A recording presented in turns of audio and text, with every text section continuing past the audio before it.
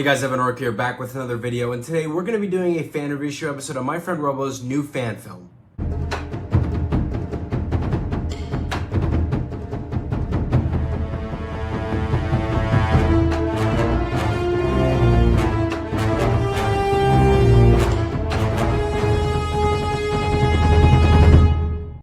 So if you guys remember, I did a fan review episode for my friend Robo a while back. Now he's made an entirely new fan film regarding his series, Daikaiju Skirmish. It was a series that had around 10 or so episodes of just mini extended short battles, if that's what you want to call it. So what he's decided to do now that he finished the episodes for that show was to finish it off with a big grand movie to top off everything he's been doing in regards to Daikaiju Skirmish. Now in this fan review episode, I'm going to be calling it Daikaiju Skirmish the movie, because let's be real, I'm not going to be giving it the whole name on his channel, which is Daikaiju Skirmish, the Mega Monster Tag Team Dies at Sunset Godzilla and Gamera Full Movie 2024.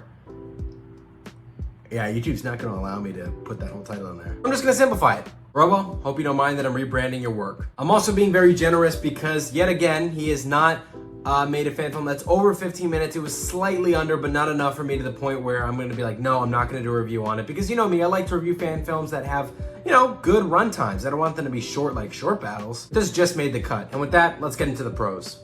My favorite thing about this fan film is the VFX. One of the things I like most about the VFX are just the way that it's used in regards to the monsters, like Gaios' laser breath as well as Godzilla's atomic breath.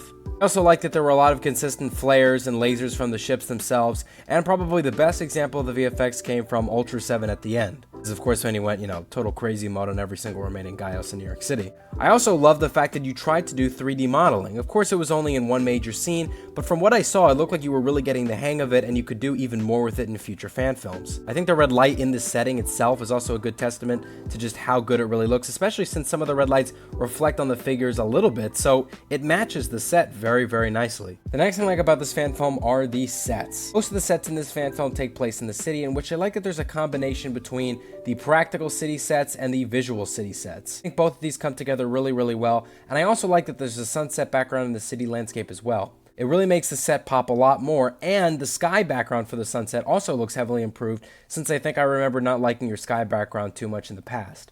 A final major pro worth mentioning about this movie are the fight scenes. A lot of them are very well choreographed, and I also admire that it's not just Godzilla and Gaios fighting all the way through. Because in the movie we can also see that Anguirus and Mothra Larva are helping Godzilla fight Gaios, so it really was a major monster clash. Of course, it got a lot better towards the end, especially when Ultra 7 came in to save the day, and I also like the fact that they were able to team up towards the end after a long fight. And now, let's get into the cons of this fan film. There's only one major con with this movie, and those are the human scenes. Now, I think I remember in the last fan review show episode on a fan film of yours, Robo, I complained that the human scenes weren't interesting and that we didn't really have any real reason to care about the character, on top of the fact that the dialogue was pretty bad. In this case, the dialogue is improved, but the issue of why we should be even caring about these characters in the first place is still a major issue. That's why I feel like the fan film needs to be longer, not just because I don't think 12 minutes is short for a fan film, but because if it's longer and we have more human scenes, we're able to connect to them more, assuming that the story is interesting. For example, when one of the human characters died fighting Gaios, there's no real reason to feel sad that his character died, given that we were only able to get to know him for a couple seconds. So again, if you're going to make a new fan film, I not only recommend that it's longer just so it seems more like a fan film, but because that gives you opportunity to make even more human scenes, to give these characters more interesting personalities.